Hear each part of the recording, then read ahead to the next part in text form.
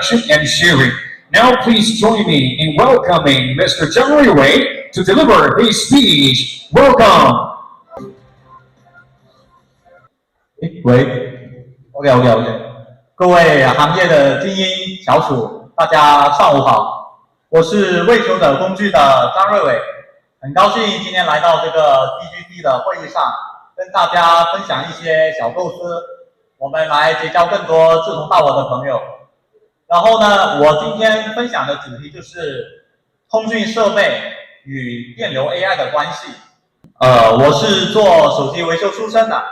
所以说，我想为这个行业解决一些痛点问题，比如说，我们是不是可以将 AI 电流、AI 大模型与手机电流数据相结合，做到自己自动、全自动的去分析你的故障电流？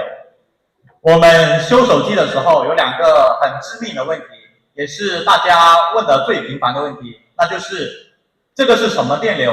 以及这个电流它正不正常？所以我们针对了这两个问题做了一个全新的尝试。我们使用 AI 大模型对电流数据进行分析，我们对 AI 模型进行了多机型、多芯片组的故障调试，让它模拟我们人类的思维去分析你的故障电流。比如说，根据电流的峰值、低值、周期性等等，对电流做一个综合的判断，并给你生成一个结果。那个老师能不能放下视频？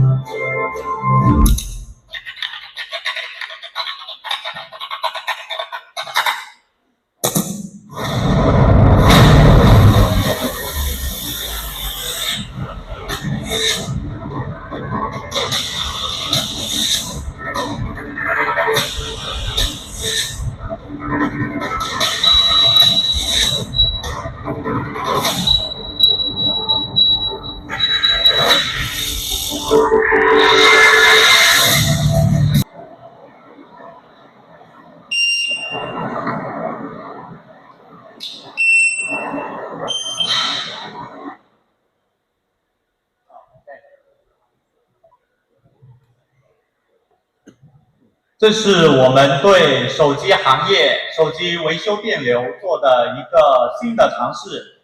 我们让电流变得人人都能懂，人人都看得懂。你需要它的时候，它随时都能在。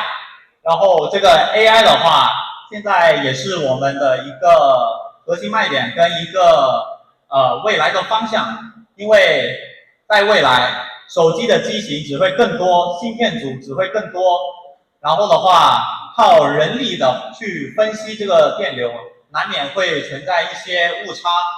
那我们可以借助这个 AI 的力量替我们去解决这个问题。但是，因为这个芯片组以及数据量的庞大，我们也是做了一个最初步的尝试。在未来，我也希望跟更多志同道合的朋友，或者说有兴趣的厂商联合开发，为我们这个 AI 电流事业做出一个新的贡献。这是我的一个人联系方式。如果说大家对这个 AI 电流有兴趣的话，可以一起来交流交流，好吧？我的演讲完毕，谢谢。好的，谢谢，非常感谢张先生对于通讯设备维修与 AI 电流的详尽介绍。相信呢，我们在座的各位观众朋友们也都受益匪浅。让我们再次感谢张先生为我们带来的分享，谢谢。